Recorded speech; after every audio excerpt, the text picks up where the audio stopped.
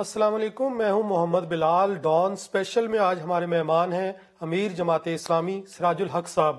ان سے آج ہم بات کریں گے آئندہ جو آنے والے عام انتخابات ہیں، اور اس کے ساتھ ساتھ کراچی میں بھی جماعت اسلامی نے کافی ہلچل مچا رکھی ہے بلدیاتی سیٹ اپ کو لے کر۔ تو یہ وہ ٹاپکس ہیں جن کے اوپر آج ہم گفتگو کریں گے سراج الحق صاحب سے۔ سراج الحق صاحب السلام علیکم۔ بہت شکریہ آپ نے ڈان کو ٹائم دیا آج۔ یہ بتائیے گا کہ انتخابات کی اب گہما گہمی شروع ہو چکی ہے، جماعت اسلامی کس حد تک اپنے آپ کو تیار کر چکی ہے جو آنے والے انتخابات ہیں 8 فروری کے اس حوالے سے؟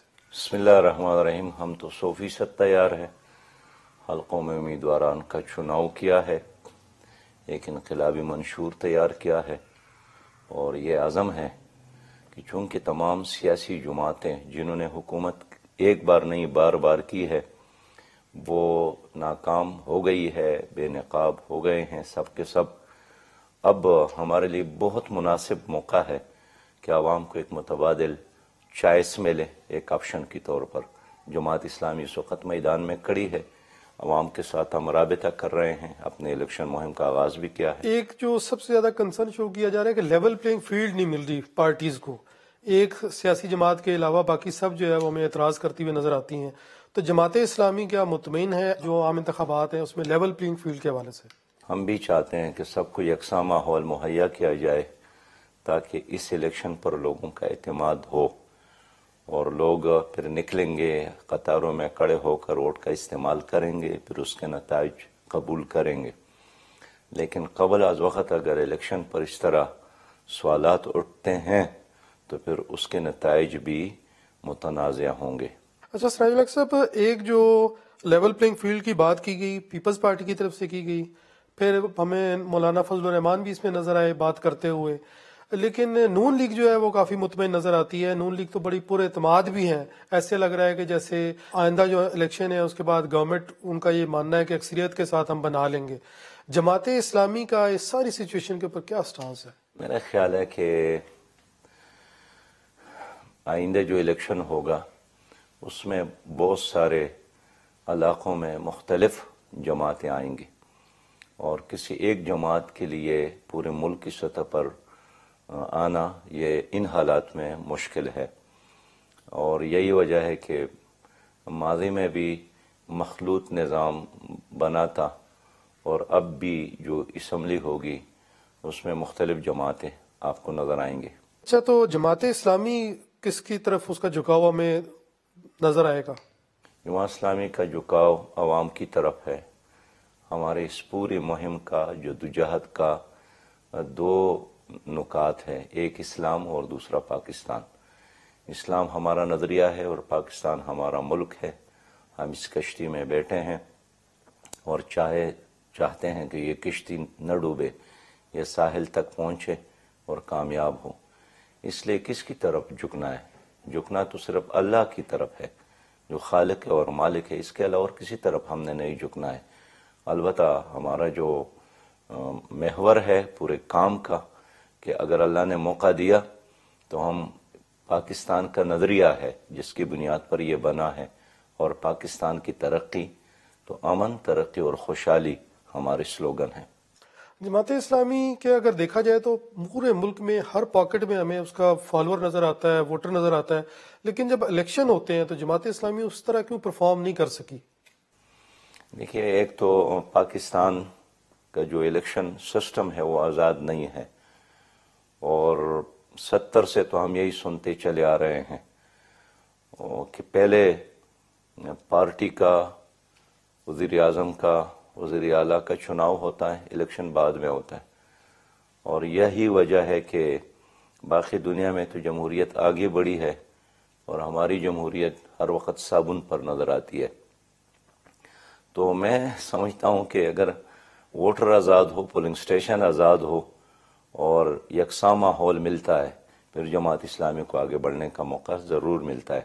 لوگ ہمیں پسند کرتے ہیں، لوگ ہم پر اعتماد کرتے ہیں، خاص کر یوتھ، نئی نسل جماعت اسلامی کی طرف متوجہ ہیں۔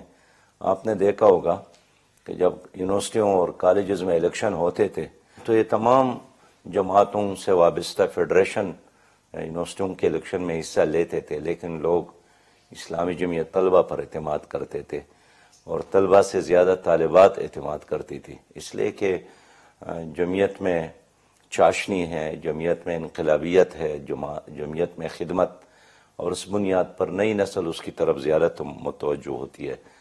تو میں اب بھی یقین رکھتا ہوں کہ اگر ایک آزادانہ ماحول میں ووٹر کو موقع دیا جاتا ہے اور پھر نتائج کی چوری نہیں ہوتی ہے، جماعت اسلامی آئندہ الیکشن میں ایک بڑی جماعت کے طور پر ابھرے گی۔ دیکھیں، آزادانہ ماحول بھی الیکشن کمیشن نے دینا ہے الیکشن کے لیے، اور نتائج کی چوری روکنا بھی الیکشن کمیشن نے انشور کرنا ہے۔ الیکشن کمیشن پر اس وقت آپ کو کتنا اعتماد ہے؟ الیکشن کمیشن کے لیے ہمیشہ سے ہمارا یہی مطالبہ ہے اور آج بھی، کہ یہ آزاد بھی ہو، مالی لحاظ سے بھی آزاد ہو، انتظامی لحاظ سے بھی آزاد ہو، اور الیکشن کمشنر جو حلف اٹھاتا ہے کہ میں ایک شفاف الیکشن کے لیے اپنی صلاحیت کا استعمال کروں گا، اس حلف کی تقاضے پوری کرے۔ کل بھی ہمارا یہ مطالبہ تھا، آج بھی ہمارا یہ مطالبہ ہے۔ بنیادی طور پر ہم چاہتے ہیں کہ 3 ادارے غیر جانبدار ہوں، ایک الیکشن کمیشن، دوسرا عدلیہ اور تیسرا اسٹیبلشمنٹ۔ ان 3 اداروں کے غیر جانبدار رہنے سے جمہوریت، سیاست یہ مضبوط ہوگی، پاکستان آگے بڑھے گا۔ اور جب بھی یہ لوگ غیر جانبدار نہیں ہوتے ہیں تو ان کے اپنے کپڑے بھی داغدار ہو جاتے ہیں، اور نقصان ملک اور جمہوریت اور سیاست کی ہوتی ہے۔ تو ہم اس لیے یہی چاہتے ہیں کہ ماضی میں جو غلطیاں ہو گئی ہیں، کم از کم موجودہ الیکشن کمشنر اور الیکشن کمیشن ان غلطیوں کو نہ دہرائے، اور ایسا انصاف کرے کہ نظر آئے، ایسا انصاف کرے کہ دنیا اس کو تسلیم کرے، ایسا انصاف کرے کہ تاریخ میں اس الیکشن کمشنر کا بھی نام اور اس الیکشن کمیشن کے تمام ممبران کا نام ثبت ہو جائے۔ یہ تبھی ممکن ہے، ہم زیادہ اس سے کچھ نہیں چاہتے ہیں، کہ جو حلف انہوں نے اٹھایا ہے اس کے تقاضے پوری کرے۔ اچھا، الیکشن میں ایک جو بڑا فیکٹر ہے وہ امن و امان بھی ہوتا ہے۔ امن و امان کے حوالے سے آپ کے کتنے خدشات ہیں؟ کیونکہ خود پیچھے گورنر KPK نے بھی کنسرن شو کیے کہ شاید انتخابی مہم بھی کئی علاقوں میں چلانا مشکل ہو جائے، تو آپ اس حوالے سے کیا کہتے ہیں کہ خیبر پختونخوا اور ملک کے دیگر علاقوں میں انتخابی مہم چلانے کے لیے امن و امان کتنا ضروری ہے؟ دیکھیں، امن و امان تنہا کوئی چیز نہیں ہے، اس کا تعلق معیشت کے ساتھ بھی ہے اور اس کا تعلق قانون کی بالادستی کے ساتھ ہے۔ ایک اچھی حکومت کیا ہوتی ہے اور ایک کامیاب ملک کیا ہے؟ اگر وہاں امن ہو، وہاں کی معیشت بہتر ہو اور وہاں قانون کی حکمرانی ہو۔ تو پاکستان میں تو ایک طویل عرصے سے یہ تینوں چیزیں ہمیں نظر نہیں آ رہی ہے، نہ قانون کی حکمرانی ہے، نہ معیشت کی بہتری ہے، اور نہ امن و امان۔ لیکن کیا امن و امان خراب ہے تو اس کا بدلہ جمہوریت سے لیا جائے، عوام سے لیا جائے؟ اگر KPK کا گورنر کہتا ہے کہ امن و امان خراب ہے تو پھر وہ اپنی ذمہ داری بھی تسلیم کرے، قبول کرے۔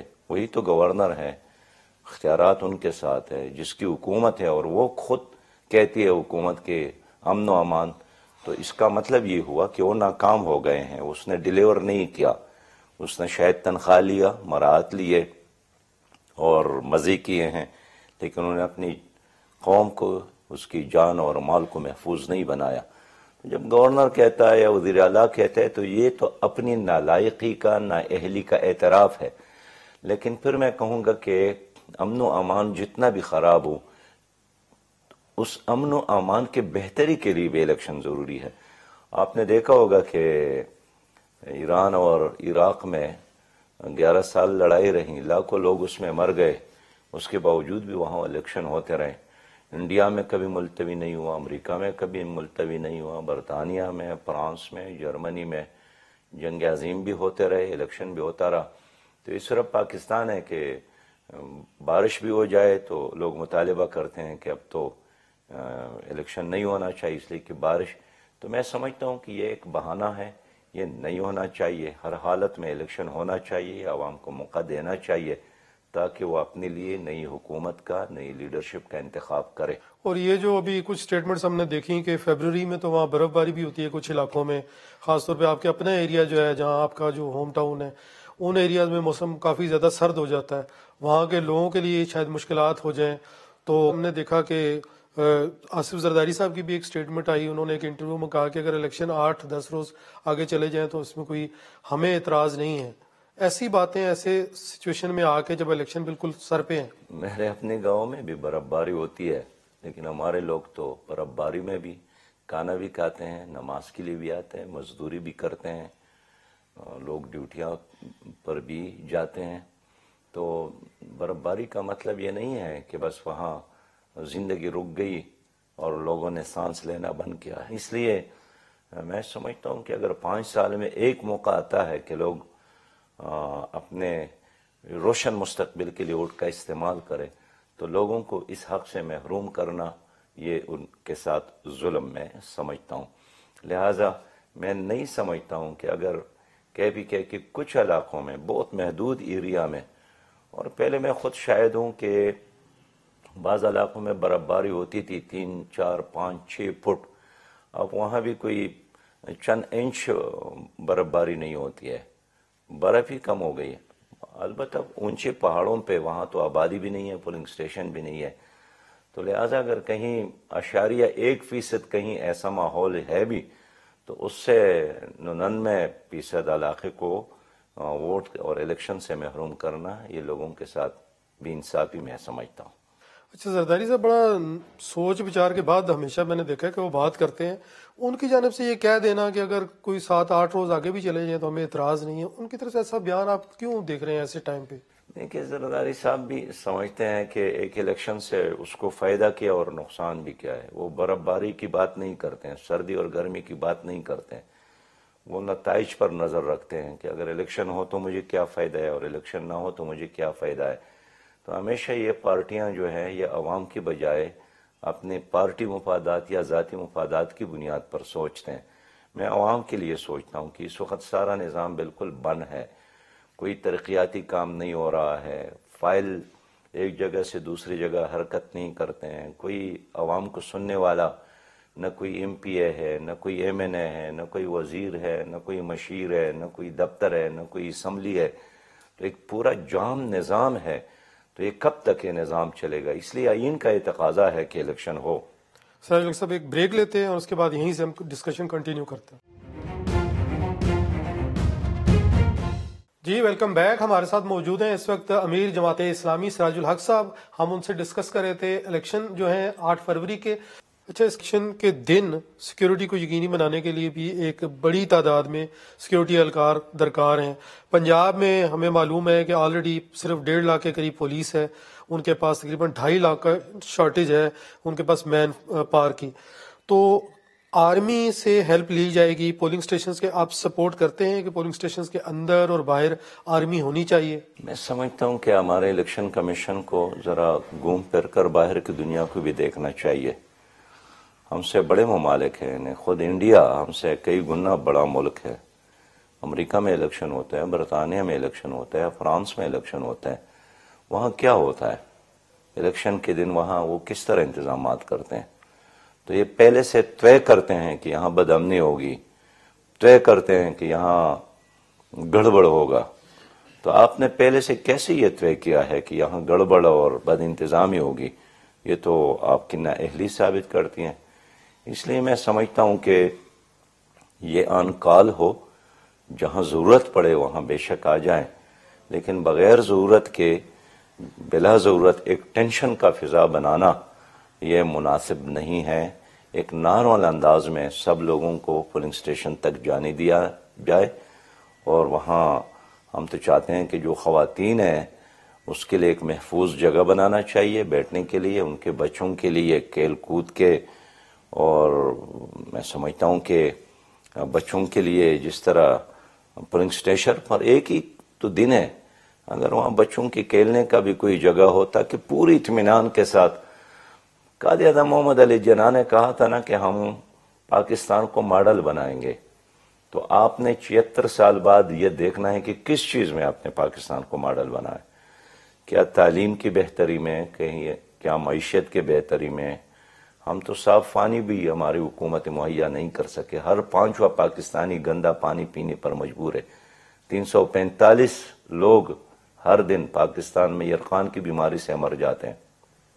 تو کس چیز میں آپ ماڈل بن اس کی گئے؟ حمایت نہیں کرتے کہ پولنگ سٹیشنز کے اوپر جو ہے وہ فوجی جوان اس دن کھڑے ہوں جب الیکشن کے لیے پولنگ ہو رہی ہو؟ میں سمجھتا ہوں کہ دیکھیں پاکستان کے لوگ بہت باشعور ہے، پرامن لوگ ہیں، اور پورے ملک میں اگر کوئی شاید 1% بھی ایسی جگہ نہیں ہے، لیکن اگر کہیں پہ پولیس کو اس طرح ایک خطرہ موجود ہے کہ وہ سنبھال نہیں سکتے ہیں تو ان کال ہو جائے، لیکن پورے ایک پرامن ماحول میں ایک ٹینشن کا فضا بنانا شاید یہ الیکشن کمیشن کے لیے، ملک کے لیے بہتر ہم نہیں سمجھتے ہیں۔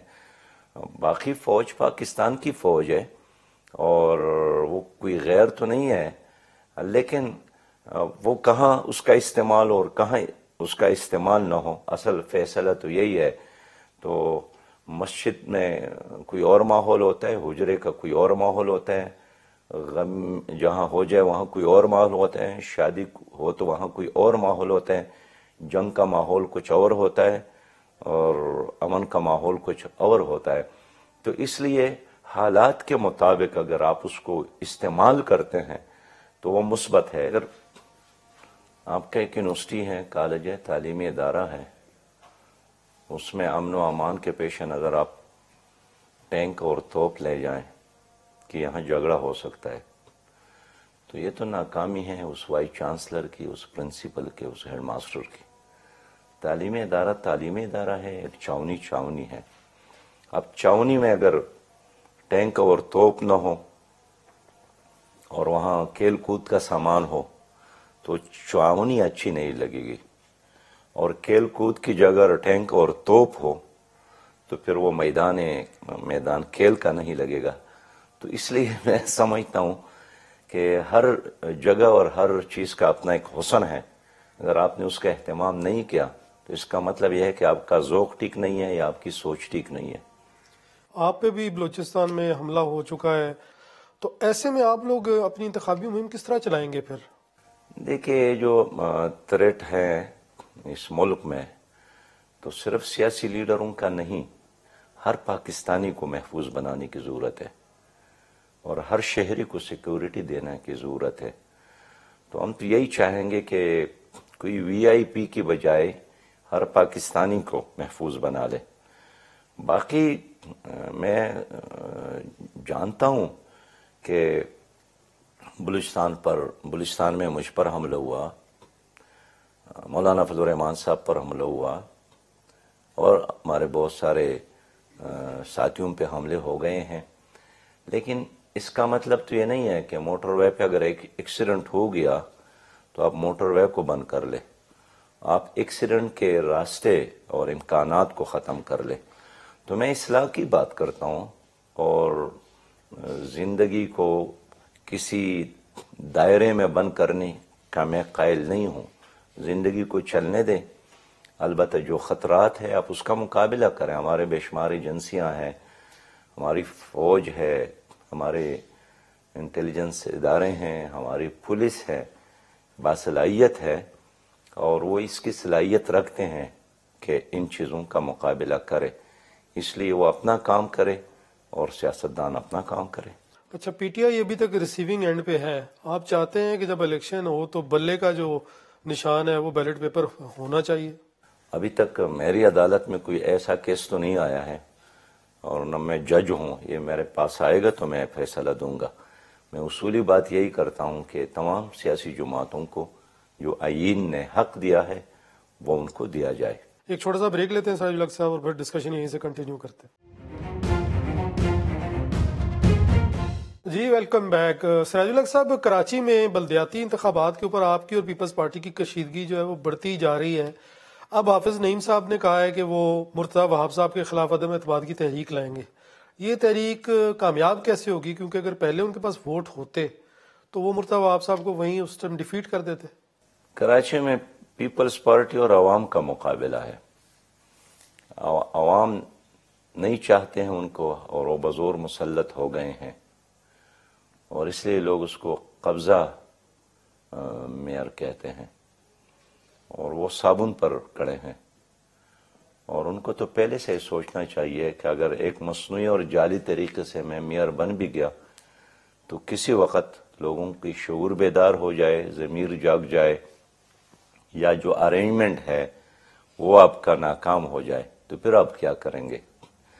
تو اس لیے میں سمجھتا ہوں کہ کراچی میں میئر اب بھی پیپلز پارٹی کا حق نہیں ہے، جماعت اسلامی کا حق ہے. انہوں نے بزور لیا ہے، قبضہ کیا ہے، ارینجمنٹ کے ساتھ کیا ہے. اس لیے انشاءاللہ تعالی کراچی میں میئر جماعت اسلامی کا آئے گا. اب آپ کے پاس وہ کون سے ووٹرز ہیں جو آ جائیں گے اور آپ کے پلڑے میں اپنا ووٹ ڈال دیں گے اور مرتضی وہاب صاحب جو ہیں وہ میئر کے سیٹ سے ہٹ جائیں گے؟ دیکھیں، ہمارے ساتھ ووٹ اس وقت بھی تھے، آج بھی ہیں، لیکن بہت سارے ووٹر کو سندھ کی حکومت نے اٹھائے بھی، کسی کو آنے نہیں دیا گیا، کسی کو دبایا، کسی کو ڈرایا. کاروباری لوگ ہیں ان کو تھریٹ دیے گئے اور کاروبار کے نقصانات سے ان کو آگاہ کیا گیا. لیکن اب سندھ میں پیپل پارٹی کی حکومت نہیں ہے تو لوگ آزادانہ طور پر اپنے ووٹ کا استعمال کرنا چاہتے ہیں. تو اب اگر آزادانہ ماحول میں الیکشن کا انعقاد ہو جاتا ہے تو مرتضی وہاب کم از کم میئر نہیں رہے گا. ایک جو زرداری صاحب کے بڑا وہ دلیر بچہ کہا جاتا تھا ان کو، راؤ انوار صاحب، وہ بھی واپس آ گئے ہیں میڈیا میں. انہوں نے بھی انٹرویو دینا شروع کر دیے ہیں کہ سندھ میں کرپشن ہوئی اور یہ تمام باتیں. ادھر سے آپ لوگوں نے بھی کہا کہ ہم میئر کے خلاف جو ہے عدم اعتماد کی تحریک لائیں گے. تو وہاں پر کوئی ایسا تو نہیں ہے کہ کوئی امپائر جو ہے وہ اب آپ کے ساتھ مل رہا ہو اور کچھ آپ کو سگنلز ایسے مل رہے ہوں کہ آپ لوگ ڈٹ جائیں؟ دیکھیں، راؤ انوار نے جو باتیں کی ہے وہ قابل توجہ ہیں، اور اگر عدالت عظمیٰ بہت ساری چیزوں پر سوموٹو ایکشن لیتے ہیں تو یہ تو ایک پولیس کا بڑا افسر ہے، ایک چیز کا اعلان کرتا ہے، عوام کے سامنے اعتراف کرتا ہے، اقرار کرتا ہے، تو ان کی باتوں کو سنی انسنی کرنا قوم کے ساتھ انصاف نہیں ہے. اس لیے میں سمجھتا ہوں کہ ان کی باتیں قابل توجہ ہیں اور اس پر ضرور نوٹس لینے کی ضرورت ہے. باقی ہم فائر کی بات کرتے ہیں، جماعت اسلامی ہمیشہ عوام میں رہتی ہے، عوام پر اعتماد کرتی ہیں، عوام سے ووٹ مانگتی ہیں، عوام سے نوٹ مانگتی ہے، اور جس طرح ایک مچھلی سمندر کے اندر ہی زندہ رہتا ہے، جماعت اسلامی بھی عوام کے درمیان ہی زندہ رہتی ہے. تو ابھی تک آپ پیپلز پارٹی کے اگر آپ کہتے ہیں کہ مبینہ طور پر وہاں کرپشن ہے، عوام پیپلز پارٹی کے ساتھ نہیں ہے، تو پھر اس طریقے سے جماعت اسلامی اپنا امپیکٹ کیوں نہیں کریٹ کر سکی سندھ میں؟ سندھ میں جاگیرداری نظام ہے اور سندھ میں پیپلز پارٹی کی گزشتہ 15 سال حکومت رہی. 15 سالہ دور میں انہوں نے اندرون سندھ کے ساتھ ایک سلوک ایسا کیا کہ وہاں غربت میں کمی کے بجائے اضافہ ہوا، وہاں بے روزگاری میں اضافہ ہوا. ہم دیکھیں ہر سال تر میں کتنے بچے بھوک سے مرتے ہیں. تو ایک طرف پیپل پارٹی کے عیاشیاں ہیں اور دوسرے طرف وہاں اندرون سندھ کے لوگوں کی بدحالی ہیں. یقینی طور پر میں جب بھی سندھ جاتا ہوں بہت زیادہ افسوس ہوتا ہے. میرے ساتھ یہ جو میرا ڈرائیور ہوتا ہے یا باقی دوست ہوتے ہیں وہ کہتے ہیں کہ سندھ آ کر ہمیں بہت زیادہ افسردگی ہوتی ہے کہ لوگوں کے کپڑے اور لوگوں کے دبلے پتلے جسم اور لوگوں کی غربت اور چاروں طرف یہ گندگی کے ڈھیر، یہ دیکھ کر انسان کو کوفت ہوتی ہے کہ کیوں ہو رہا ہے. لیکن کون ذمہ دار ہے سندھ کی محرومیوں کا؟ کوئی اور تو نہیں ہے، پیپلز پارٹی ہے جنہوں نے اندرون سندھ کے وڈیروں کو ساتھ لے کر سندھ کے عوام کو یرغمال بنایا ہے، بلکہ غلام بنایا ہے. اب جماعت اسلامی ہی واحد ایسی جماعت ہے جو اس قبضہ مافیا کے خلاف کڑی ہے، اور ہم سمجھتے ہیں کہ عوام ساتھ دے تو جماعت اسلامی ہی یہ صلاحیت رکھتی ہے کہ ہم جو سیاسی دہشت گردی ہے عوام کے خلاف، معاشی دہشت گردی ہے عوام کے خلاف، مسلح دہشت گردی ہے عوام کے خلاف، ہم ہی اس کا مقابلہ کر سکتے ہیں. ایک میں یہ بھی کہہ دوں کہ پیپل پارٹی سندھ میں کسی دلیل کی بنیاد پر نہیں ہے، نہ نظریات کی بنیاد پر ہے. وہ خالص اور خالص دولت کی بنیاد پر ہے، اور چند وڈیروں کے جو ایک مافیا کی شکل انہوں نے اختیار کیا ہے، ان کو انہوں نے قابو میں رکھا ہے، اور مقامی پٹواری، مقامی تانہ دار اور مقامی وڈیرا نے مل کر سندھ کے کروڑوں عوام کو ایک طویل عرصے سے بدحالی میں مبتلا کیا ہے. تو آپ خود کبھی جا کر اندرونی سندھ کو دیکھیں، مین سڑک کو چھوڑ کر اب جب اندرونی سندھ جائیں گے تو آپ کو یقین نہیں آئے گا کہ میں کس زمانے میں رہتا ہوں۔ انسان نے چاند پر قدم رکھا، مریخ کی طرف جا رہا ہے، لیکن انہوں نے تو سندھ کو بالکل پتھر کے زمانے میں لے گئے ہیں۔ وہاں یعنی سکولز بنتے ہیں تو وہ بھی کسی مقامی وڈیرے کا استبل بنتا ہے یا اس کا مہمان خانہ ہوتا ہے۔ ڈپٹی کمشنر جاتا ہے، اسسٹنٹ کمشنر جاتا ہے تو وہ اپنے گھر میں جانے کی بجائے سب سے پہلے مقامی وڈیرے کے سلام اور ان کے حجرے پر حاضری کے لیے جاتے ہیں۔ جو غریب لوگ ہوتے ہیں ان کو اس طرح بنایا گیا کہ آپ کا واحد کام میرے بنگلے کا طواف کرنا ہے۔ تو یہ جو سیاسی فرعون ہے جگہ جگہ بن بیٹھے ہیں، انہوں نے پاکستان کے غریب عوام کو جس طرح یرغمال بنایا ہے، ہم یہی چاہتے ہیں کہ آئندہ الیکشن میں عوام ووٹ کے ذریعے ان سیاسی فرعونوں کا خاتمہ کریں۔ اچھا، جس طرح ایم ایم اے تھی، اس طرز پر دوبارہ کوئی مذہبی جماعتوں کا کوئی الائنس اس طرح کا کوئی ہے آپشن زیر غور؟ نہیں، اس وقت تو جماعت اسلامی نے یہی طے کیا ہے کہ ہم معاشرے کے جو اچھے لوگ ہیں، دیانتدار لوگ ہیں، خدمت کرنے والے، جذبے سے معمور لوگ ہیں، ان کو ہم ٹکٹ دے رہے ہیں، اور عوام کے ساتھ اتحاد کر کے اور عوام کا اعتماد ساتھ لے کر ہم اس ملک میں ایک بہت بڑے اور عظیم انقلاب، ایک ویلفیئر پاکستان، ایک روشن پاکستان، ایک کرپشن فری پاکستان، ایک کلین پاکستان، ایک گرین پاکستان، اس کے لیے کام کر رہے ہیں۔ سراج الحق صاحب، جو سیاستدانوں کی نااہلی ہوتی ہے، وہ تاحیات نااہلی ہو، 5 سال کی نااہلی ہو، اس پر آپ کا کیا موقف ہے؟ نااہلی تو نااہلی ہے، یہ تو ایک اگر ایک شخص جو ہے اس کو سپریم کورٹ کسی کرپشن کیس میں یا کسی بھی امبیزلمنٹ میں کنوکٹ کر دیتی ہے، آپ سمجھتے ہیں کہ اس کو فار لائف ٹائم اس کو جو ہے وہ تاحیات نائل کر دیا جائے، وہ سیاست میں حصہ نہیں لے سکتا، یا پھر اس کی ڈیوریشن واقعی 5 سال یا کچھ فکس ہونی چاہیے؟ دیکھیے، یہ بالکل ایک جزوی بات ہے۔ اصل مسئلہ یہ ہے کہ پاکستان میں گزشتہ 5 بار پیپلز پارٹی نے حکومت کی ہے اور ایک طویل عرصے سے مسلم لیگ کی حکومت ہے۔ ماشاء اللہ بھی ہو تو جرنیلوں کے ساتھ بھی یہی لوگ آپ کو نظر آتے ہیں۔ تو آج پاکستان میں جو مسائل ہے وہ کسی جنات کی وجہ سے نہیں ہے، انہیں اگر ہمارے اوپر اور آپ کے اوپر پورے ملک میں ہر شہری کے ہاتھوں میں ورلڈ بینک اور آئی ایم ایف کے قرض کی ہتھکڑیاں ہیں اور 80,000 ارب آپ مقروض ہے، تو ذمہ دار کون ہے؟ ٹھیک ہے، 4.25 سال پی ٹی آئی نے بھی حکومت کی ہے، وہ بھی ذمہ دار ہے، لیکن 2 عشرے نہیں، 4 عشرے ان پارٹیوں نے حکومت کی ہے۔ اب اگر 2.25 کروڑ بچے تعلیم سے محروم ہیں، کون ذمہ دار ہے؟ اگر ہر پاکستانی اس وقت صاف پانی سے محروم ہے تو کون ذمہ دار ہے؟ اگر عدالتوں میں انصاف نہیں ہے، اگر نیب کا ادارہ احتساب نہیں کر سکتا ہے، آپ کے پی آئی اے کو دیکھے ہر گھنٹے میں 1 کروڑ خسارے میں جاتا ہے، ریلوے ہر روز 14 کروڑ روپے خسارے میں جاتا ہے، آپ کا سٹیل مل ہے 27 کروڑ روپے خسارے میں جاتا ہے ہر مہینے، اور پھر سال ہر سال آپ دیکھیں تو ان تمام اداروں کو تباہ اور برباد کس نے کیا؟ یہ ان پارٹیوں نے کیا۔ تو میں سمجھتا ہوں کہ نہ عدالت اس کا احتساب کر سکتی ہے، اب تک تو نہیں کر گئے، نہ نیب اس کا احتساب کر سکتی ہے۔ میں عوام سے اپیل کرتا ہوں کہ اپنے ووٹ کے ذریعے کرپٹ مافیا کو شکست دے دے۔ غریب کا آدمی، انہیں غریب کا بیٹا اب تو نہ اچھا تعلیم حاصل کر سکتا ہے، نہ اسمبلی میں جا سکتا ہے۔ تو جب تک غریب آدمی، عام آدمی، باصلاحیت آدمی اسمبلی میں نہ جائے تو کیسے وہ عوام کے بارے میں اچھے فیصلے کریں گے؟ یہ جاگیردار لوگ جاتے ہیں، وہ جاگیرداروں کے بارے میں، سرمایہ دار کے بارے میں یعنی ہمیشہ سوچتا ہے، غریب کے بارے میں نہیں سوچتا۔ آپ نے کبھی گاڑی میں روڈ پہ دیکھا ہوگا، ایک سائیکل کے لیے سائیکل والا کھڑا ہوتا ہے، لینڈ کروزر کبھی کھڑا نہیں ہوگا کہ بھئی سائیکل والے کو کیا مسئلہ ہے، ریڑھی والے کو کیا مسئلہ ہے۔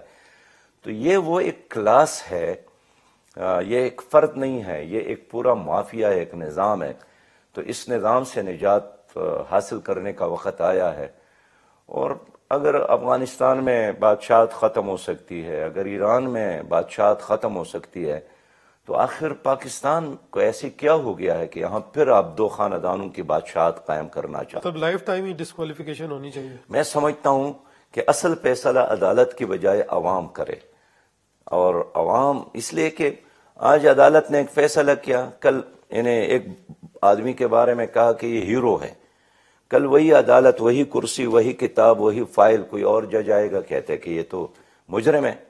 آج اسی عدالت نے اس کو مجرم کہا، کل وہی کرسی، وہی کتاب، وہی فائل دے کر دوسرا جج آئے گا، وہ کہتا ہے کہ نہیں یہ تو بالکل ہیرو ہے، آپ نے اس کو کیوں مجرم ڈکلیئر کیا؟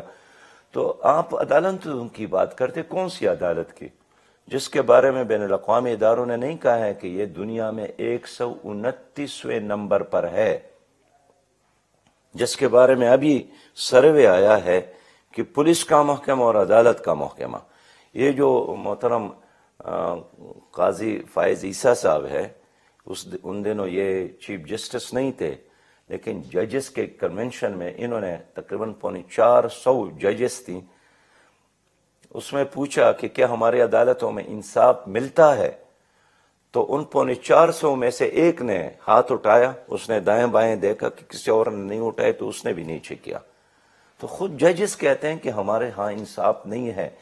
چہروں کو دیکھ کر اور سٹیٹس کو دیکھ کر، منصب کو دیکھ کر جب فیصلے ہوتے ہیں پھر ملک ترقی نہیں کرتا. سراج الحق صاحب آپ کو بہت شکریہ سر.